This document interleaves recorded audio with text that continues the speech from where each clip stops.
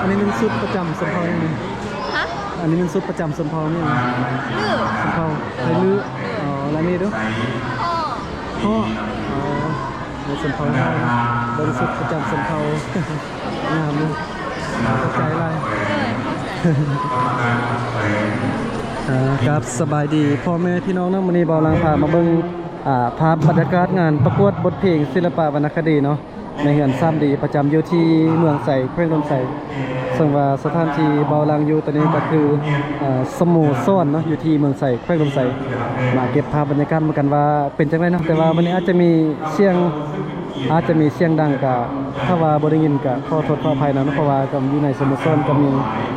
หลายคนแล้วก็มีโฆษกอยู่บนเวทีเนาะ เดี๋ยวไปได้กับเบิ่งภาพบรรยากาศนํกันเลยว้ามาเบิ่งสาวงามขนาดเลยแล้วก็จะมี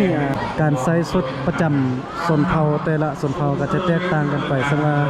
แต่ละชนเผ่าก็จะสวยงามนะสวยงามแตกต่างกันไป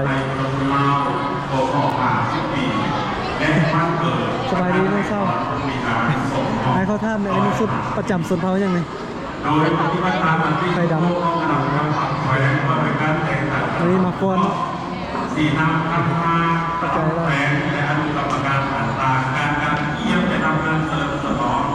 วันสถาปนาว่าปีในวันเกิดของท่านเสด็จผู้บริหารก่อนจะเข้าสู่การประกวด สบายดีเด้อซับบอลละปักตามไปเด้อ คณะกรรมการผ่านด้วยกัน ในเบาคำตุกคนกำลังถ่ายคลิปลงซองคน ทางนางอะไรพันธ์จิตดำรงจากห้องประกาศแขวง หลวงตาเราสาวๆน้อยๆสาวน้อยไม่ได้ผู้งามเนาะ สาวแม่คณะกรรมการผู้มีสิทธิ์เกียรติวัฒน์ อันนี้น่าจะเป็นสมเภาเราลุ่มเนาะ ก็คือทางนางเรียนความกำไซ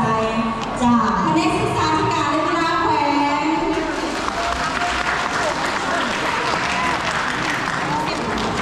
ทางที่สามทางนางบัวบนสวรรค์สยามพุทธศรีจากสภามินิแขวง กรรมการทั้งหลายท่านล้วนแล้วแต่เป็นผู้ที่บนว่าแล้วก็ในที่สามสี่ น้องเศร้านี่สมเภาเนี่ยสุดดำเลยสมเภาแม่งใส่สุดดำเลย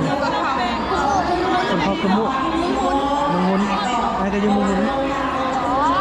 ใส่แล้วนะ การแสดงออกทางเวทีและการดนตรีด้วย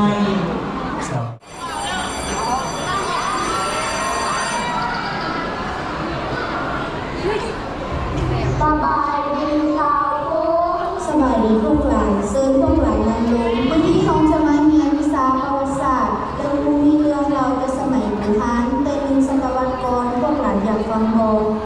อยากฟังพวกหลานอยากพูดว่าหนึ่งศตวรรษก่อนนั้นมันเกิดขึ้นไหมเล่นหลังจะอยากพูดโดยได้เลยเนาะเดี๋ยวดูสิเราสู่ฟังแต่ต่างก่อนประเทศลาวเขาได้ลุกขึ้นต่อสู้อย่างองอาจกล้าหาญประเทศลาวเป็นประเทศที่เก่งกล้าย้อนพวกเราเมื่อถึงเราได้ลุกขึ้นต่อสู้กับประเทศลาวเขามีการล่าซึ่งกันสงครามจึงกันเนื่องได้มีการยิงกัน